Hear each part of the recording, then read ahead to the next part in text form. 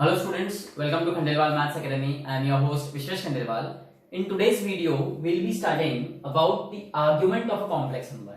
इससे पहले वीडियो में हमने मॉड्यूलस ऑफ कॉम्प्लेक्स नंबर देखा है और आर्गन डायग्राम भी हम देख चुके हैं। आर्गन डायग्राम क्या होता है?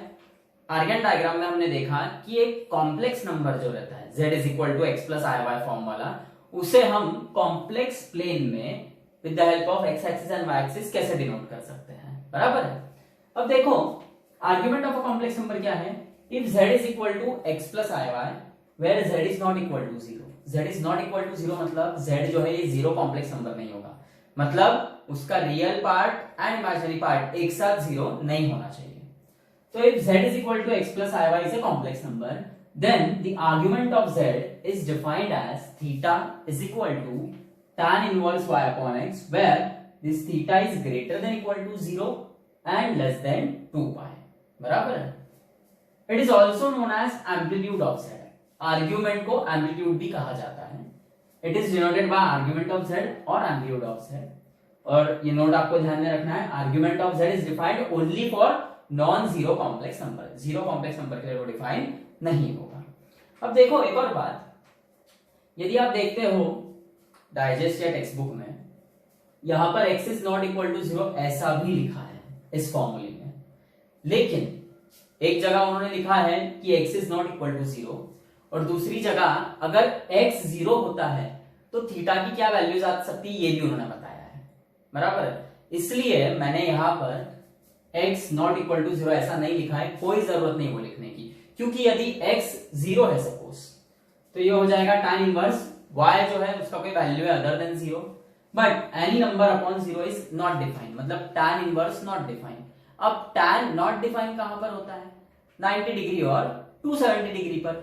सो अगर x जीरो होता है तब भी थीटा की वैल्यू आती है, या तो 90 डिग्री आएगा या 270 डिग्री आएगा। y अगर पॉजिटिव है तो 90 डिग्री और y निगेटिव है तो 270 डिग्री। तो x is not equal to zero लिखने का कोई भी मतलब नहीं है। बराबर है। अब देखो टेक्स्ट बुक और डाइजेस्ट में जो दिया है पूरा टॉपिक, बहुत सी जगह बहुत सा कंफ्यूजन क्रिएट होता है। बराबर है। इन्होंने इसके साथ एक और फॉर्मूला दिया है, वो है sine theta is y upon mod z, cos theta is x upon mod z। फिर वो tan थीटा निकालते हैं sine theta upon cos theta की मदद से, और फिर वो जो वैल्यू आती है स्पेसिफिक, तो tan theta is that value और फिर theta is tan inverse of that value. और वो ऐसा इसलिए किया उन्होंने कि हम क्वाड्रेंट्स जो है वो सेपरेट कर सकते हैं। बराबर है, क्योंकि ये जो z रहेगा आपका कॉम्प्लेक्स नंबर, वो जरूरी नहीं कि सिर्फ फर्स्ट क्वाड्रेंट में है, वो सेकंड क्वाड्रेंट में भी आ सकता है, थर्ड में भी आ सकता है, फोर्थ क्वाड्रेंट में भी आ सकता है। इतना ही नहीं, वो z जो है वो एक्सिस पे भी आ सकता है, x एक्सिस पे या y एक्सिस पे। बराबर है। सो वो जो एक और फॉर्मूला है वो मैं नहीं लिख के दे रहा हूं आपको, वो ऐसे भी कंफ्यूजिंग है। Theta is equal to tan inverse y by x, ये फॉर्मूला आप तब यूज करो जब आपके x और y ये फर्स्ट क्वाड्रेंट में रहेंगे। सेकंड क्वाड्रेंट, थर्ड क्वाड्रेंट और फोर्थ क्वाड्रेंट के लिए फॉर्मूलीज में थोड़ा हमें चेंजेस करना है इसी फॉर्मूले में। तो वो क्या चेंजेस करना है हम अगले फ्रेम में देखेंगे। तो जो मैं आपको बता रहा हूं वही आपको ध्यान में रखना है अभी हाल फिलहाल, कि z is equal to x plus i y complex number है। ओके, x और y की मदद से हम ये डिसाइड करेंगे कि z फर्स्ट क्वाड्रेंट में है, सेकंड क्वाड्रेंट में, थर्ड या फोर्थ या फिर एक्सिस पर है। और वो एक बार क्लियर होने के बाद फिर थीटा का फॉर्मूला हम यूज करेंगे। फर्स्ट ये फॉर्मूला फर्स्ट क्वाड्रेंट के लिए अप्लाई होता है, सेकंड, थर्ड और फोर्थ क्वाड्रेंट के लिए फॉर्मूला अलग अप्लाई होगा। ओके, सो अब देखो geometrical meaning of argument of complex number. If z is equal to x plus i y is a complex number, so mod of z क्या होता है ये मैं पता है, under root of x square plus y square.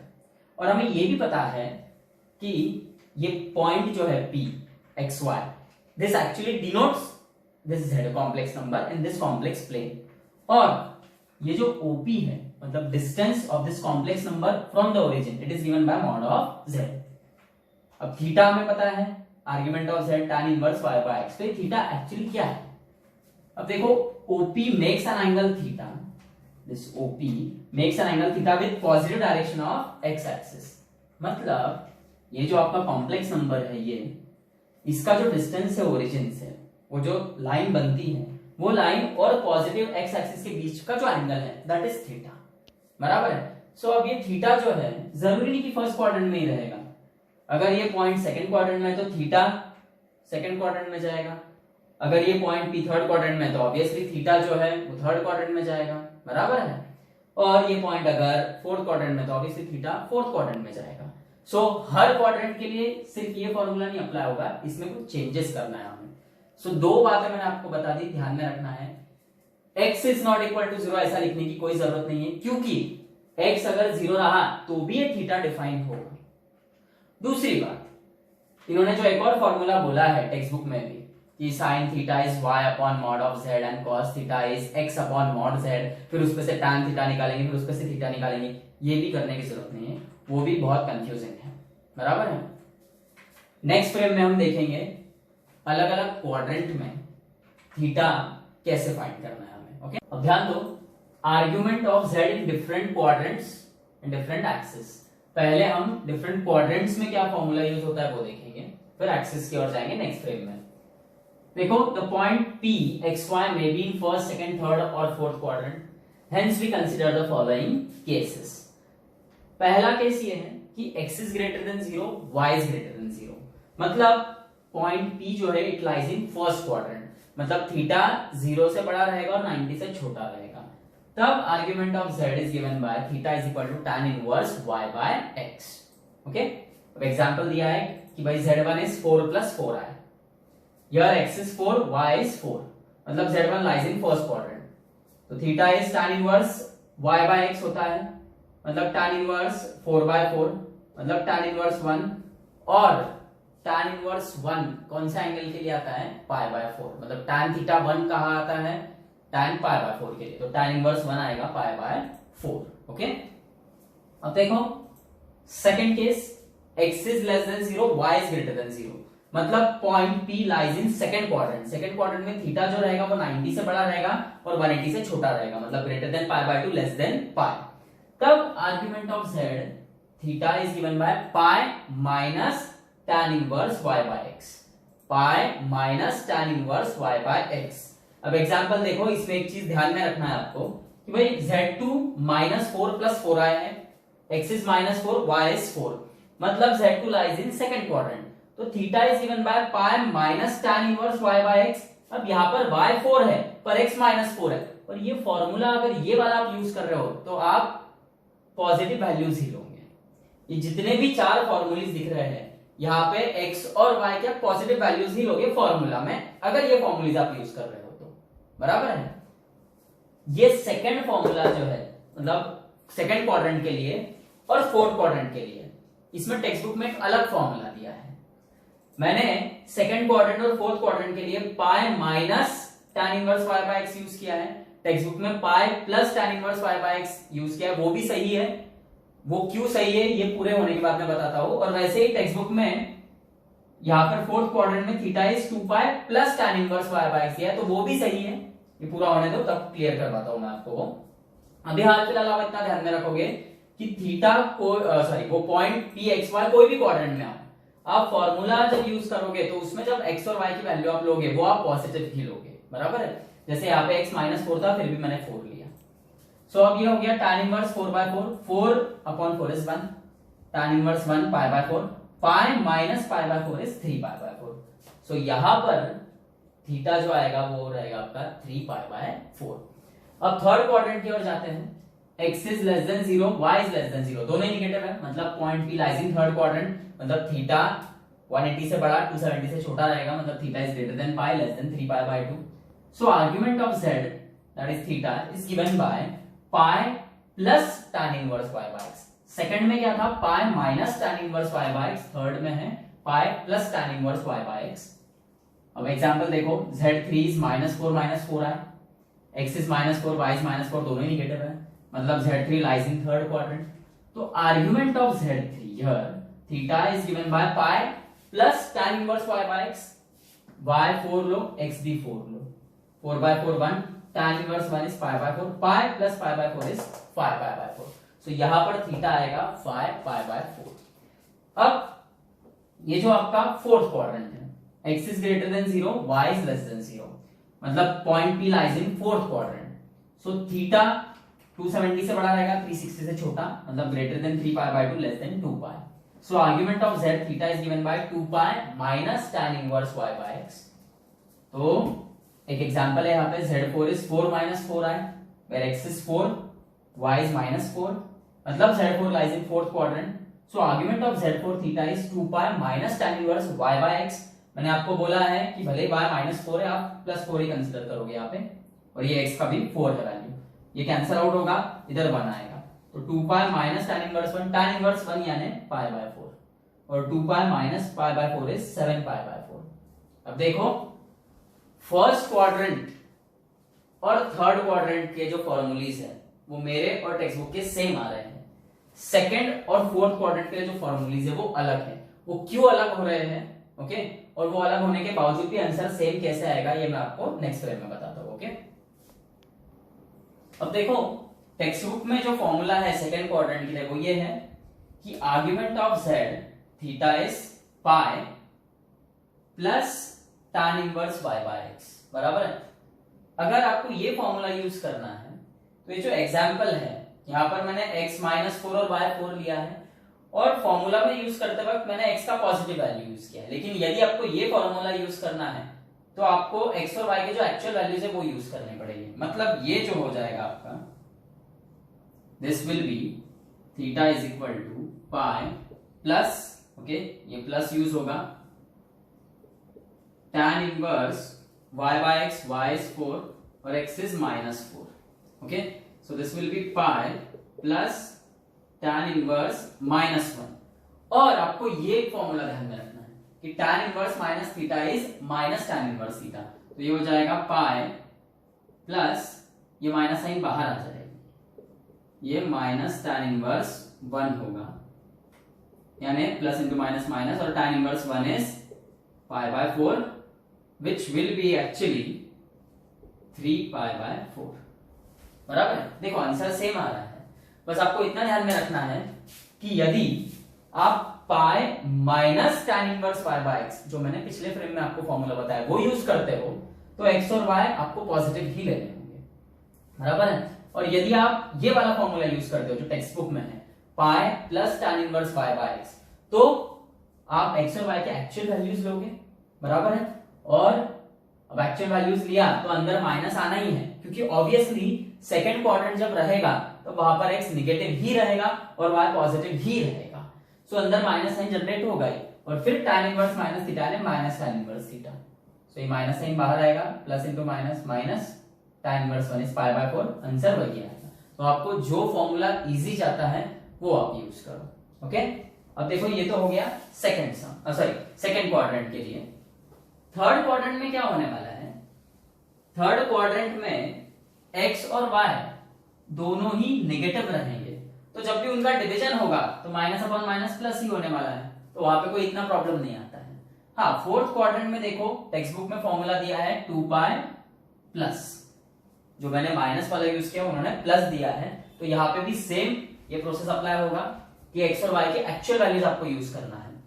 सो ये जो argument है, बराबर है, देखो वो ऐसा हो जाएगा, here theta is 2 pi plus वाला फॉर्मूला यूज कर रहे हैं हम, tan inverse actual values use करो, x is sorry y is -4 and x is 4। तो देखो जैसे सेकंड क्वाड्रेंट में आपने देखा कि x निगेटिव आएगा और y हमेशा पॉजिटिव आएगा, तो अंदर निगेटिव वैल्यू आएगी, वैसे ही फोर्थ क्वाड्रेंट में x हमेशा पॉजिटिव आएगा पर y हमेशा निगेटिव आएगा, तो फिर से अंदर निगेटिव वैल्यू ही आएगी। और जैसे कि आपने देखा tan inverse minus theta is minus tan inverse theta, so this will be minus tan inverse 1 plus into minus minus tan inverse 1, and tan inverse 1 is nothing but pi by 4, so ये हो जाएगा आपका 7 pi by 4, बराबर है। so मैंने जो आपको formulae दिए हैं सेकंड और फोर्थ क्वाड्रेंट के लिए, pi minus tan inverse y by x second के लिए दिया, और फोर्थ के लिए दिया 2 pi minus tan inverse y by x। अगर वो आपको यूज करना है तो x और y के पॉजिटिव वैल्यूज ही लेने होंगे। और यदि आपको टेक्स्ट बुक वाला फॉर्मूला यूज करना है, सेकंड के लिए क्या है pi plus tan inverse y by x, और फोर्थ के लिए है 2 pi plus tan inverse y by x। यदि ये यूज करना है तो x और y के जो एक्चुअल वैल्यूज है, जहां पे नेगेटिव वहां पे नेगेटिव, और जहां पे पॉजिटिव वहां पे पॉजिटिव, वो वैल्यूज आपको लेने होंगे, ओके। अब देखो the point P lies on either of the coordinate axis, x axis या वाई एक्सिस पे रहेगा, तब क्या होगा, तब आर्ग्यूमेंट कैसे निकलेगा। If x is greater than 0 and y is 0, x 0 से बड़ा मतलब x पॉजिटिव है और y 0 है, मतलब point P lies on the positive x axis, तो तब argument of z theta will be 0 degree. Okay, वो एंगल आएगा 0 degree. If x is less than 0, मतलब x निगेटिव है और y 0 है, इसका मतलब point P lies on negative x axis, तब आपका जो आर्ग्यूमेंट है theta that will be pi radian और 180 degree. If x is 0 and y is greater than 0, x 0 है और y 0 से बड़ा है, मतलब point P lies on positive y axis, और तब आपका जो आर्ग्यूमेंट रहेगा, argument of z which is theta that will be pi by 2 radian और 90 degrees. If x is 0 again but y is less than 0, मतलब y नेगेटिव है, तो point P lies on negative y axis and then argument of z theta will be 3 pi by 2 radian or 270 degrees. Okay, देखो हमने अभी तक देखा definition of argument of a complex number and argument of complex number in different quadrants and both the axis. Okay, अलग अलग quadrant में क्या अलग अलग फॉर्मूलीज अप्लाई होते हैं ये देखा, बराबर है। अब एक और टॉपिक हमें देखना है, that is principal argument of a complex number, जो आपके स्टेट बोर्ड के टेक्स्ट बुक में तो है नहीं, पर जेडब्ल्यू पर्सपेक्टिव के हिसाब से बहुत ज्यादा इंपॉर्टेंट है टॉपिक, बराबर है। So now see, let z is equal to x plus iy be a given complex number where x is the real part of that complex number and y is the imaginary part. The value theta of the argument which satisfies the inequality कि theta is greater than minus pi and less than equal to pi is called principal value of argument. अब देखो दो चीजें हैं, हमने argument of a complex number देखा और हम principal argument of a complex number देख रहे हैं, दोनों में डिफरेंस क्या है। जो argument of a complex number था उसमें जो एंगल है वो एंगल 0 या 0 से बड़ा रहेगा और 2 पाई से छोटा रहेगा, मतलब 0 से 360 डिग्री तक जाएगा वो एंगल, बराबर है, एक्सक्लूडिंग 360 डिग्री। लेकिन प्रिंसिपल आर्ग्यूमेंट का जो एंगल है वो माइनस पाई से बड़ा रहेगा और पाई से छोटा, मतलब माइनस 180 और 180 के बीच में ही रहेगा। ये क्यों होता है, कैसे होता है देखो, तो इसके लिए एक एग्जाम्पल है, ये z दिख रहा है आपको, this z complex number -4 -4i is in third quadrant, बराबर है। ये OP क्या होता है, distance of this point Z from the origin. अब आर्ग्यूमेंट क्या था, वो जो एंगल था, angle made by positive direction of x axis and this OP। अब ये जो कॉम्प्लेक्स नंबर Z है ये फर्स्ट क्वाड्रेंट में भी आ सकता है, सेकंड में भी, थर्ड में भी और फोर्थ में भी, तो OP चारों ही क्वाड्रेंट में ड्रॉ होगा। लेकिन वो जो आर्ग्यूमेंट था वो एंगल क्या है, the angle between positive direction of x axis, यहां से ही शुरू करेंगे आप, और OP जो भी क्वाड्रेंट में हो वहां तक, and that angle should be in anti clockwise direction. ये इंपॉर्टेंट था, आर्ग्यूमेंट में जो एंगल था वो एंगल एंटी क्लॉकवाइज डायरेक्शन में था, सो वो 0 से 360 आ रहा था। लेकिन जो प्रिंसिपल आर्ग्यूमेंट है, ये बोल रहे हैं कि जो प्रिंसिपल आर्ग्यूमेंट है इसका वैल्यू माइनस पाई और पाई के बीच में होना चाहिए। तो यदि मैं ये z लेता हूं, बराबर है, जो थर्ड क्वाड्रेंट में है, और ये एंगल में आर्ग्यूमेंट कंसीडर कर रहा हूं एंटी क्लॉकवाइज डायरेक्शन में, सो वो एंगल जो है वो पाई से बड़ा हो जाएगा, 180 से बड़ा हो जाएगा। अब ऐसा तो नहीं होना चाहिए, इसलिए प्रिंसिपल आर्ग्यूमेंट का कंसेप्ट है कि भैया आप अब प्रिंसिपल आर्ग्यूमेंट लेते वक्त एंगल का जो डायरेक्शन है वो जरूरी नहीं, रोटेशन जो है वो जरूरी नहीं कि आप एंटी क्लॉकवाइज ही लो, आप क्लॉकवाइज भी ले सकते हो। और अब फिर यहाँ पे क्लॉकवाइज जब लेंगे तो एक प्रिंसिपल आर्ग्यूमेंट जो है वो माइनस पाई और पाई के बीच में आएगा, बराबर है। सो कंसेप्ट सिंपल है, प्रिंसिपल आर्ग्यूमेंट में जो एंगल आएगा आपका वो माइनस पाई और पाई के बीच में आना चाहिए। फिर वो आप पे डिपेंड करता है, आप उसे उसका जो डायरेक्शन है रोटेशन का वो क्लॉकवाइज लो या एंटी क्लॉकवाइज लो, बराबर है। The principal values of argument z will be theta, और थीटा क्या है, tan inverse y by x, phi minus theta। अब देखो फर्स्ट क्वाड्रेंट और सेकंड क्वाड्रेंट में जो फॉर्मूलीज यूज हो रहे हैं, फर्स्ट क्वाड्रेंट में थीटा, सेकंड में पाई माइनस थीटा, ये आर्ग्यूमेंट और प्रिंसिपल आर्ग्यूमेंट दोनों के लिए सेम है, बराबर है। देन थर्ड और फोर्थ क्वाड्रेंट के लिए बदल जाता है। थर्ड क्वाड्रेंट में आर्ग्यूमेंट का फॉर्मूला हमने क्या देखा था, पाई प्लस थीटा, और फोर्थ क्वाड्रेंट में देखा था 2 pi minus theta, where theta is tan inverse y by x, और y और x के हम सिर्फ पॉजिटिव वैल्यूज कंसीडर कर रहे थे, जो मैंने फॉर्मूलीज बताए। टेक्स्ट बुक का फॉर्मूलीज थोड़े अलग थे, बराबर। लेकिन प्रिंसिपल आर्ग्यूमेंट के लिए फॉर्मूलीज चेंज हो जाते हैं थर्ड और फोर्थ क्वाड्रेंट में। आर्ग्यूमेंट और प्रिंसिपल आर्ग्यूमेंट में फॉर्मूलीज में जो डिफरेंस आता है वो थर्ड और फोर्थ क्वाड्रेंट में आता है। थर्ड क्वाड्रेंट में प्रिंसिपल आर्ग्यूमेंट का फॉर्मूला क्या है, यही रखो पाई माइनस थीटा, सेकंड का ही, बस यहाँ पे माइनस साइन दे दो। और फोर्थ क्वाड्रेंट में फर्स्ट का जो था थीटा वही रखो और माइनस की साइन दे दो, इतना सिंपल है। अब देखो एक एग्जांपल दिया है, उस पर समझ में आएगा। दिस z इज -4 है, बराबर है। ये थर्ड क्वाड्रेंट में है, कॉम्प्लेक्स नंबर जो है z। आर्ग्यूमेंट ऑफ z, सिर्फ आर्ग्यूमेंट की बात कर रहे हैं, वो आएगा pi plus tan inverse y by x, बराबर है। Pi plus tan inverse y by x, और यहां पर y है आपका -4, x भी -4 है, तो ये -4 का -4 1 आएगा। tan इनवर्स 1, tan 1 किसके लिए आता है 45, तो पाई बाय 4 हो गया। This is 4 pi plus pi by 4, यानी 5 pi by 4। Pi by 4 is 45, 45 into 5 is 225, 225 degree है, जो 180 से बड़ा है। सो ये प्रिंसिपल आर्गुमेंट नहीं कंसीडर होगा, बराबर है। और ये जो आपका 225 आया है, ये देखो ये है पूरा, ये ऐसा घुमा ना 225 आया, जो एंटी क्लॉकवाइज घुमा है, बराबर है। लेकिन प्रिंसिपल आर्गुमेंट की अगर बात करेंगे, that is minus pi minus theta, तो ये पाई माइनस, ओके, ये जो थीटा यूज किया है आपने, बराबर है। थीटा यानी ये tan इनवर्स -4 अपॉन -4 जो लिया वो, यानी पाई by 4। Pi minus pi by 4 is 3 pi by 4, और 3 पाई बाय 4 यानी 135। तो आपका प्रिंसिपल आर्गुमेंट आया -135 डिग्री, ये ये क्लॉकवाइज घूमने पर आया है। अब देखो क्या हो रहा है, ये जो ओपी रे है ना, इसका पोजीशन नहीं चेंज हो रहा है, ओके, इसका पोजीशन चेंज नहीं हो रहा है, ना ही वो होना चाहिए। सो ये जो 225 आया है, ये आर्ग्यूमेंट है आपका। अगर आपको प्रिंसिपल आर्ग्यूमेंट चाहिए तो फिर थर्ड क्वाड्रेंट में होने की वजह से आपको क्लॉकवाइज जाना होगा। मतलब प्रिंसिपल आर्ग्यूमेंट निकालते वक्त आप एंटी क्लॉकवाइज भी जा सकते हो, क्लॉकवाइज भी जा सकते हो, बस इतना है कि आपका जो एंगल आएगा वो -180 और 180 के बीच में आना चाहिए, ओके। अब देखो सपोज JEE में क्वेश्चन है आपको कि find the argument of z is equal to -4 है, और 4 ऑप्शन है, और 4 में एक भी ऑप्शन 225 नहीं है, बराबर है। लेकिन कहीं ना कहीं एक ऑप्शन है -135 डिग्री, तो आप इसको टिक करोगे। भले ही सिर्फ आर्ग्यूमेंट भी बोला है, प्रिंसिपल आर्ग्यूमेंट ऐसा पूछा भी नहीं है, सिर्फ आर्ग्यूमेंट बोला है, तो भी आप -135 डिग्री को क्लिक करोगे, ओके। आमतौर पर प्रिंसिपल आर्ग्यूमेंट ही यूज होता है हर जगह पे, क्योंकि उनका ये मानना है कि भाई एंगल जो है वो -पाई से बड़ा आना चाहिए और पाई से छोटा आना चाहिए, क्योंकि सम सॉल्विंग में इजी जाता है, बराबर है।